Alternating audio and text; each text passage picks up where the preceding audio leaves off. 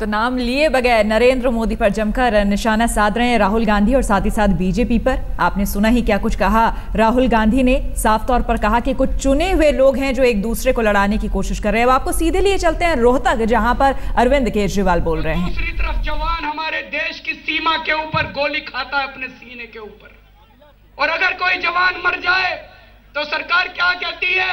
मुआवजे के तौर पे कहती है 1 लाख रुपए ले लो, 2 लाख रुपए ले लो। कोई क्रिकेट खेल के आए तो उसको 1 करोड़ रुपए, हम ये नहीं कह रहे, क्रिकेट वालों को भी मिलना चाहिए, लेकिन अपने जवानों को भी तो दे दो। ये जवान सीमा के ऊपर गोली खाते हैं तभी हम लोग जिंदा हैं। अगर ये सीमा के ऊपर गोली खाना बंद कर दें तो ये देश नहीं बचेगा। दोस्तों, आम आदमी पार्टी ने अपने घोषणा पत्र में लिखा है कि अगर कोई भी जवान सीमा के ऊपर मरता है, देश की सेवा करते करते मरता है, तो उसको 1 करोड़ रुपए का मुआवजा उसके परिवार को दिया जाएगा। और ये हम केवल कह नहीं रहे, दिल्ली के अंदर अभी जब 1.5 महीने तक मैं मुख्यमंत्री था, हमारा एक सिपाही, एक्साइज डिपार्टमेंट का एक सिपाही, ये जो शराब माफिया इनके साथ लड़ते लड़ते शहीद हो गया, उसके परिवार को दिल्ली की आम आदमी पार्टी ने 26 जनवरी को 1 करोड़ रुपए का मुआवजा दिया था। जय जवान जय किसान का जो नारा लाल बहादुर शास्त्री ने दिया था, उसके ऊपर आम आदमी पार्टी अमल करके दिखाएगी। दोस्तों, मैं आपसे पूछना चाहता हूं, आज इस देश को कौन चला रहा है? मनमोहन सिंह चला रहे हैं? राहुल गांधी चला रहा है? सोनिया गांधी चला रही है? ना, सोनिया गांधी भी नहीं चला रही, राहुल गांधी भी नहीं चला रहा, मनमोहन सिंह भी नहीं चला रहा। कौन चला रहा है? मुकेश अंबानी। पता चल गया सबको, असलियत खुल गई जी, अब निकल आई सारी। मुकेश अंबानी चला रहा है। मुकेश अंबानी इस देश को चला रहा है। मुकेश अंबानी ने अभी थोड़े साल पहले बोला था कि कांग्रेस तो मेरी दुकान है, कांग्रेस में जाओ और जो मर्जी खरीद लो।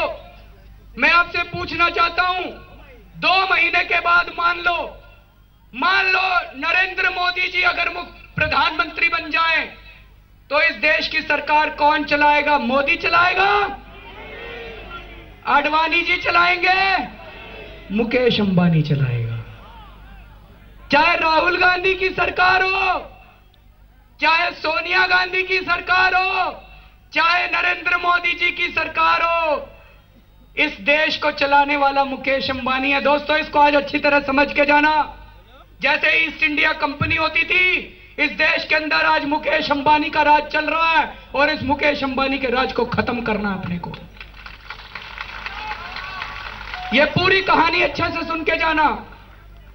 सन 2000 की बात है, हमारे देश के गैस के कुएं, जो गैस होती है पेट्रोलियम जैसे गैस होती है, हमारे देश के अंदर गैस के कुएं हैं। हमारे देश के कई गैस के कुएं बीजेपी की सरकार ने उठा के मुकेश अंबानी को दे दिए। बोले इस कुएं में से गैस निकालो और सरकार को दो। गैस निकालने का खर्चा $1 प्रति यूनिट से भी कम आता है। जिनको डॉलर नहीं पता वो मान लेना ₹1 प्रति यूनिट से भी कम आता है। सरकार ने उसके साथ एग्रीमेंट साइन किया कि 17 साल तक $2.5 प्रति यूनिट के हिसाब से आप गैस दोगे। उसकी नीयत पलट गई, लालची आदमी तो है। उसने मंत्रियों को पैसा खिलाया और थोड़े साल के बाद उसने $4 करवा लिया रेट। इसलिए देश के अंदर महंगाई हो गई। और अब उसने कुछ महीने पहले दोबारा सरकार को पैसा खिला के ऑर्डर पास करवा लिया कि 1 अप्रैल से गैस के दाम $8 प्रति यूनिट हो जाएंगे। ₹1 की चीज ₹8 में ₹8 देगी सरकार उसको। ₹1 की गैस के ₹8 देगी सरकार उसको। किसान कहता है जी मेरे को ₹1 लागत आई है, ₹1.5 दे दो। किसानों को देने के लिए नहीं है सरकार के पास। मुकेश अंबानी को ₹8 देगी, ₹8 प्रति। 54,000 करोड़ रुपए, 54,000 करोड़ रुपए हर साल मुकेश अंबानी को नाजायज दिया जाएगा। 54,000 करोड़ रुपए। दिल्ली का पूरा बजट 40,000 करोड़ का है। बताओ, दिल्ली का पूरा बजट उठा के सरकार मुकेश अंबानी को दे देगी। क्यों दे देगी भाई? कोई ताऊ तो लगता नहीं मुकेश अंबानी उनका, कुछ ना कुछ तो लिए होंगे पैसे। जब मैं कहता हूं ना पैसे लिए, कहते हैं आप तो सबको ही भ्रष्टाचारी कहते हो जी। भाई कुछ ना कुछ पैसे लिए होंगे, तभी इतना 54,000 करोड़ रुपए उठा के उनको दे रहे हैं। ये समझ लेना 1 अप्रैल से $8 हो जाएंगे गैस के दाम, और जब $8 हो जाएंगे दिल्ली देश के अंदर सीएनजी के दाम बढ़ जाएंगे। सीएनजी के दाम बढ़ गए तो इसका मतलब पूरे यातायात का, ट्रांसपोर्ट के दाम बढ़ जाएंगे देश के अंदर। इसी गैस से बिजली बनती है, 1 अप्रैल से बिजली के दाम भी बढ़ जाएंगे।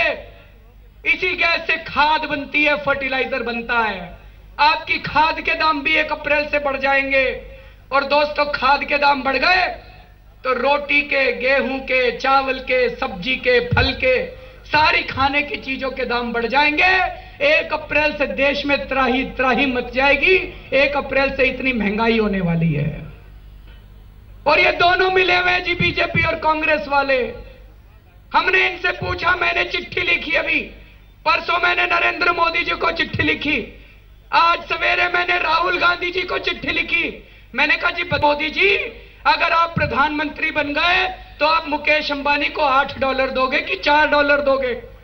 मोदी जी चिट्ठी का जवाब ही नहीं देते।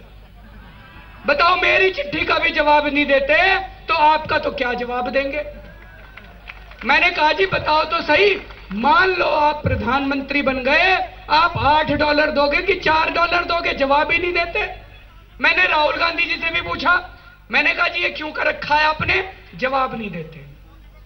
दोस्तों, जब मैं दिल्ली का मुख्यमंत्री था, मैंने इस घोटाले के खिलाफ, मुकेश अंबानी के खिलाफ एफआईआर दर्ज करा दी, केस दर्ज करा दिया। आज तक देश में किसी की हिम्मत नहीं थी कि मुकेश अंबानी के खिलाफ एफआईआर दर्ज कराए। हमने मुकेश अंबानी के खिलाफ, मुरली देवरा के खिलाफ और मोइले के खिलाफ, 2 मंत्रियों के खिलाफ और मुकेश अंबानी के खिलाफ हमने एफआईआर दर्ज करा दी। जैसे ही मैंने एफआईआर दर्ज कराई, बीजेपी और कांग्रेस वाले खड़े होकर बोले ये असंवैधानिक है, संविधान के खिलाफ है। मुकेश अंबानी के खिलाफ एफआईआर दर्ज करवाना संविधान के खिलाफ है। बताओ जी, मुकेश अंबानी ना हो गया, क्या हो गया? दोनों बीजेपी और कांग्रेस वाले खड़े होकर बोले, अरुण जेटली जी बोले, मोइली जी बोले कि मुकेश अंबानी के खिलाफ एफआईआर दर्ज नहीं हो सकती। भैया थोड़ा सा बता दो, आपके और मुकेश अंबानी के बीच में क्या संबंध है? कुछ ना कुछ तो संबंध होंगे, इसलिए दोनों को इतनी तकलीफ हुई। और ये मोदी जी और राहुल गांधी आजकल खूब चुनाव प्रचार कर रहे हैं, सारा दिन हेलीकॉप्टर में घूमते हैं, सारा दिन हवाई जहाज में घूमते हैं। ये हेलीकॉप्टर किसके हैं जी? मोदी जी कहते हैं मैं चाय बेचता था, चाय बेचने वाले के पास इतने सारे हेलीकॉप्टर, चाय बेचने वाले के पास इतने सारे हवाई जहाज कहां से आ गए भाई? और ये फोटो है मेरे पास एक, ये फोटो है मोदी जी की, ये मोदी जी की फोटो है। इसके पीछे अडानी का हेलीकॉप्टर है, इसके पीछे अडानी का हेलीकॉप्टर है। मैं मोदी जी से पूछना चाहता हूं, ये बता दो जी, आपके पास कितने हवाई जहाज है और कितने हेलीकॉप्टर हैं? और ये हेलीकॉप्टर और हवाई जहाज किसके हैं? कई लोग बताते हैं मुकेश अंबानी के हैं। अब मुकेश अंबानी अगर आपको हेलीकॉप्टर दे रहा है तो जीतने के बाद $8 नहीं $16 करवाएगा फिर वो यूनिट। और मोदी जी की एक एक रैली में कई कई करोड़ रुपए खर्च होते हैं। कोई कह रहा था जी 50 करोड़ रुपए खर्च होते हैं मोदी जी की रैली में। पूरा एक रैली में तो पूरा लाल किला बनाया था उन्होंने अपनी स्टेज को। एक रैली में इतने करोड़ रुपए खर्च होते हैं। और अभी अखबार में आया था मोदी जी का नाम बढ़ाने के लिए 400 करोड़ रुपए खर्च हो रहे हैं। लोग बताते हैं मुकेश अंबानी दे रहा है सारे पैसे। मुकेश अंबानी राहुल गांधी को भी पैसे दे रहा है, मुकेश अंबानी मोदी को भी पैसे दे रहा है। मुकेश अंबानी की एक जेब में मोदी है, मुकेश अंबानी की दूसरी जेब में राहुल गांधी है। दोनों को मुकेश अंबानी पैसे देता है। सरकार किसी की भी बन जाए, कंट्रोल मुकेश अंबानी के हाथ में रहता है। सरकार मुकेश अंबानी चलाता है, इस देश को मुकेश अंबानी चलाता है। आम आदमी पार्टी अकेली पार्टी है जिसने हिम्मत की थी मुकेश अंबानी को चुनौती देने की, इस व्यवस्था को चुनौती देने की। मुकेश अंबानी के साथ हम लोगों की लड़ाई।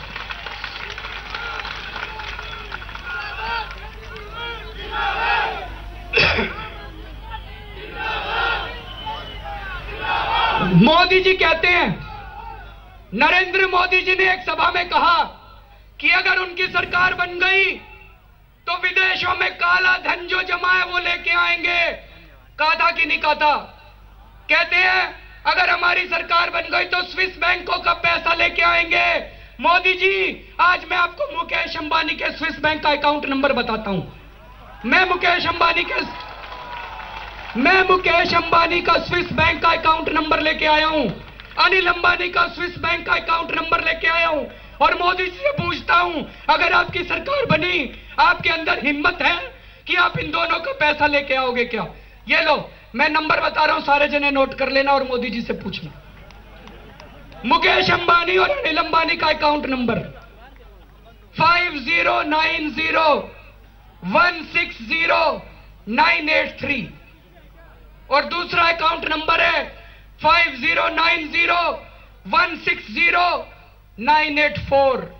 ये इन दोनों भाइयों के स्विस बैंक के अकाउंट नंबर हैं जिनके हवाई जहाज और हेलीकॉप्टर नरेंद्र मोदी जी इस्तेमाल करते हैं। अब नरेंद्र मोदी जी बताएं, इन दोनों अकाउंटों का पैसा देश के अंदर लेके आएंगे कि नहीं आएंगे? हिम्मत है उनके अंदर ये पैसा लाने की? मैंने चिट्ठी लिखी मोदी जी को, 3 प्रश्न पूछे उनसे। मैंने कहा देश जानना चाहता है, इस देश का आम आदमी जानना चाहता है कि अगर आपकी सरकार बनती है तो आप $8 रखोगे, मुकेश अंबानी को दोगे कि $4 दोगे? दूसरा, आपको बताना पड़ेगा कि आपका और आपकी पार्टी का मुकेश अंबानी से क्या रिश्ता है। और तीसरा, आपको बताना पड़ेगा कि आपकी जो रैली में इतने पैसे खर्च हो रहे हैं, कितने पैसे खर्च हो रहे हैं, ये हेलीकॉप्टर किसके हैं, ये हवाई जहाज किसके हैं, कहां से आए, आप ये किराया देते हो इन हवाई जहाज का या फ्री में इस्तेमाल करते हो हवाई जहाज? यही तीनों प्रश्न मैंने राहुल गांधी से पूछे। लेकिन अब इस देश की जनता को इनसे हिसाब मांगना पड़ेगा। अगर नरेंद्र मोदी जी आपके पास आए, अगर बीजेपी वाले आपके पास आए, तो बीजेपी वालों से और कांग्रेस वालों से पूछना कि इन प्रश्नों का हिसाब दें, नहीं तो हम बुलावे में रह जाएंगे। दोस्तों, मुकेश अंबानी का राज कायम रहेगा। अभी एक राहुल गांधी गया, मोदी आ जाएगा। मुकेश अंबानी के 2 मुखौटे हैं, 5 साल वो मोदी का मुखौटा पहन लेता है और 5 साल वो राहुल गांधी का मुखौटा पहन लेता है। दोस्तों, इस पूरी व्यवस्था के अंदर मीडिया का भी एक बहुत बड़ा हिस्सा शामिल है। मुकेश अंबानी ने मीडिया के कई टीवी चैनल खरीद लिए, मुकेश अंबानी ने कई अखबार खरीद लिए। गलत तो नहीं कह रहा? मुकेश अंबानी ने कई टीवी वालों को पैसे भी दे रखे हैं। और मैं ये कह रहा हूं, कई टीवी वाले अच्छे भी हैं, कई अखबार वाले अच्छे भी हैं, लेकिन ढेर सारे टीवी चैनल या तो खरीद लिए या उनको पैसे दे दिए गए हैं। और उनको कहा गया है कि आने वाले 3 महीने के अंदर मोदी को खूब दिखाओ, राहुल गांधी को खूब दिखाओ और केजरीवाल को बदनाम करो, सच्चाई को बदनाम करो, केजरीवाल को बदनाम करो और मोदी की खूब तारीफ करो, राहुल गांधी की खूब तारीफ करो। कल शाम को मेरे घर पे एक टीवी चैनल का एडिटर इन चीफ आया था। बोला जी मेरे ऊपर दबाव डाल रहा है मेरा मालिक, मेरे को कह रहा है कि मोदी को खूब दिखाओ और केजरीवाल को बदनाम करो। कहता मेरी आत्मा नहीं मानती, मैं त्याग पत्र देके आ गया, मैं नौकरी छोड़ के आ गया, मेरी आत्मा नहीं मानती। दोस्तों, एक बहुत बड़ा अंग्रेजी का अखबार है, दिल्ली से निकलता है, देश के कई हिस्सों से निकलता है।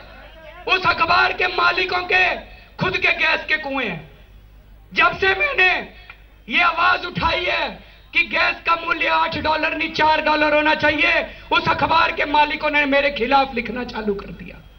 अब अगर आप अखबार में कुछ भी पढ़ो, अगर आप टीवी में कुछ भी देखो, तो थोड़ा सा दिमाग लगाना इसके पीछे की क्या कहानी है। कहीं कुछ पैसे तो नहीं लिए दिए गए। और अगर आपको लगे कि कहानी गड़बड़ है, अगर आपको लगे कि टीवी चैनल वाले ठीक नहीं दिखा रहे, तो इस बार चुप मत बैठना, मीडिया को भी ठीक करना पड़ेगा। फोन उठाना और फोन उठा के उनके यहां पे फोन करना, गाली गलौज मत करना, प्यार से कहना जी ये ठीक नहीं कर रहे, आप देश के साथ गद्दारी कर रहे हो, देश के साथ विश्वासघात कर रहे हो, ये देश तो आपका भी है, आपके भी बच्चे यहीं रहते हैं, अमेरिका से थोड़ी आए हो, आप भी तो यहीं के हो। ये देश सुधरेगा तो आपका भी फायदा होगा। ये गलत सलत मत दिखाओ। तो अगली बार टीवी वाले दिखाएं तो फोन करके जरूर बोलना, उनका प्यार से बोलना, अच्छे से बोलना। अखबार वाले गलत छापे तो उनको भी बोलना। आजकल सर्वे दिखा रहे हैं आजकल ये लोग। जब दिल्ली का चुनाव हुआ था तब भी सर्वे दिखाए थे, बोले जी 3 सीट आएगी आम आदमी पार्टी की, 4 सीट आएगी आम आदमी पार्टी की।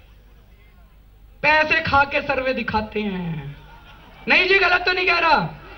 पैसे खा के सर्वे, भैया तो सर्वे गलत है, माफी मांगे सारे देश से।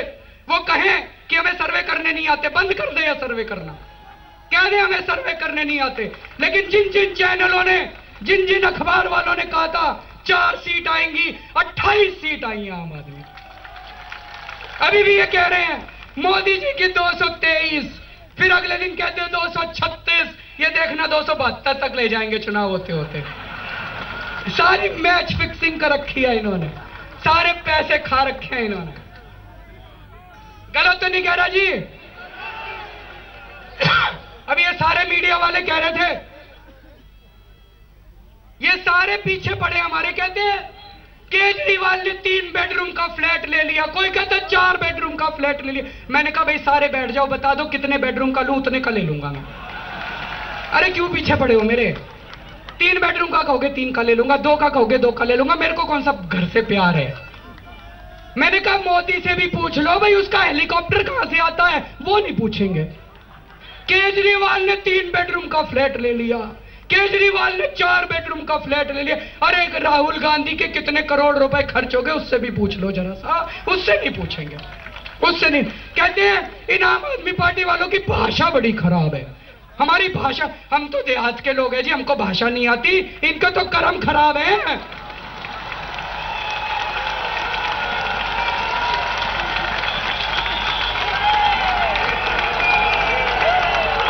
अरे इनके तो पूरे के पूरे कर्म खराब है, लूट के खा गए देश को। इनसे भी पूछ लो थोड़ा सा। हमारी तो भाषा खराब है जी, देहात के लोग हैं, हमको भाषा नहीं आती, कम आती है, हमारी भाषा थोड़ी खराब है, मान लेते हैं हमारी भाषा खराब है। अरे थोड़ा सा इनसे भी पूछ लो। कहते केजरीवाल को सरकार चलानी नहीं आती, कह रहे थे ना केजरीवाल को सरकार चलानी नहीं आती। अभी मैं नहीं कह रहा, टाइम्स ऑफ इंडिया एक बहुत बड़ा अखबार है देश का, उन्होंने सर्वे करवाया, सर्वे करा के पूरे पेज में लिखा कि जब से केजरीवाल आया है 1.5 महीने के अंदर दिल्ली में भ्रष्टाचार में भारी कमी आ गई है। मैं नहीं कह रहा, अखबार कह रहा है। मैं भी आ रहा था, कुछ लड़के मिले, लड़के कहते जी हमारे रिश्तेदार रहते हैं दिल्ली के अंदर, वो बता रहे थे 1.5 महीने के अंदर पुलिस ने पैसे लेने बंद कर दिए थे, लेकिन जैसे ही केजरीवाल की सरकार गिरी पुलिस ने वापस पैसे लेने चालू कर दिए। टाइम्स ऑफ इंडिया के अखबार में लिखा था कि पहले ट्रांसपोर्ट डिपार्टमेंट के सामने कई दलाल खड़े हुआ करते थे, वो सारे दलाल भाग गए, अब 10 मिनट के अंदर लोगों का काम हो जाता है।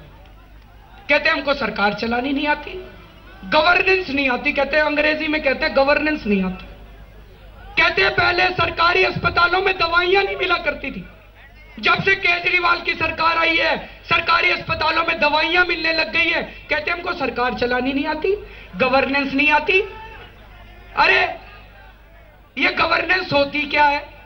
मैंने सोचा अगर 2 लाख करोड़ रुपए, जैसे राजा 2 लाख करोड़ रुपए खा गया, मैं भी 2 लाख करोड़ रुपए खा लेता और खाने के बाद थोड़े बीजेपी वालों पे फेंक देता, थोड़े कांग्रेसियों पे फेंक देता, थोड़े मीडिया वालों को खिला देता। कहते बड़े अच्छा मुख्यमंत्री है, गवर्नेंस आती है इसको, सरकार चलानी आती है इसको।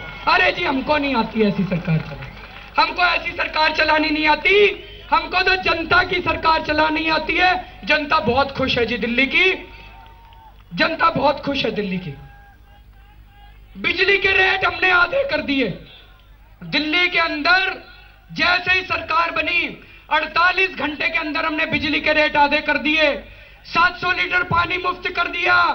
तो ये बड़े बड़े मीडिया वाले कहने लग गए केजरीवाल तो मुफ्त में बांट रहा है, केजरीवाल तो मुफ्त में बांट रहा है। अरे 250 करोड़ रुपए की सब्सिडी दी थी, गरीबों को सब्सिडी नहीं दोगे, अगर गरीब आदमी अपना बिजली का बिल नहीं भर सकता तो सरकार की जिम्मेदारी है उसकी मदद करना। अगर गरीब आदमी अपना पानी का बिल नहीं भर सकता, सरकार की जिम्मेदारी है उसकी मदद करना। ये रिलायंस और टाटा को 6 लाख करोड़ रुपए की सब्सिडी देते हैं, कोई अखबार वाला नहीं कहता। हमने 250 करोड़ रुपए गरीबों के लिए दे दिए, तो ये बीजेपी वाले, कांग्रेस वाले सारे खड़े होके हमारे खिलाफ खड़े होके बोल रहे हम तो देंगे जी, गरीबों को सब्सिडी देंगे, गरीबों को सब्सिडी देंगे, गरीबों को सब्सिडी देंगे।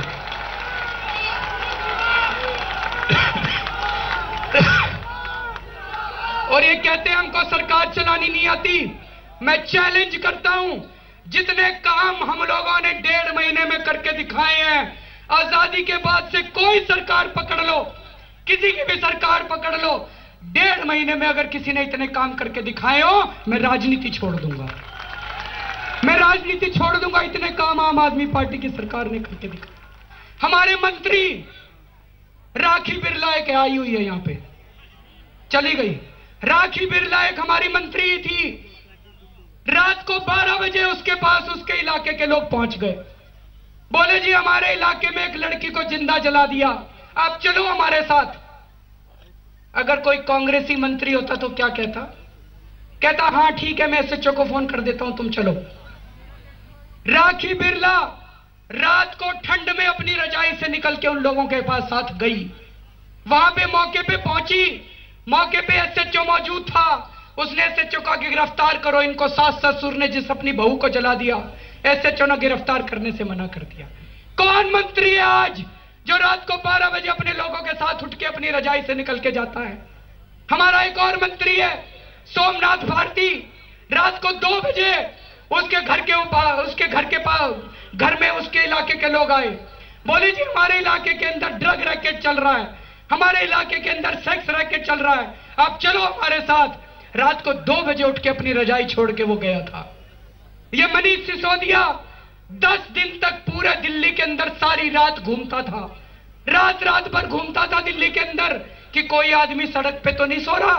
उनको उठा उठा के वो रैन बसेरे में जमा कराता था। कोई मंत्री मिलेंगे आज आपको जो रात को भी अपने लोगों के साथ निकल के घर से निकल जाते हैं और ये कहते हैं हमको सरकार चलानी नहीं आती? अरे मीडिया वालों थोड़ी शर्म कर लो।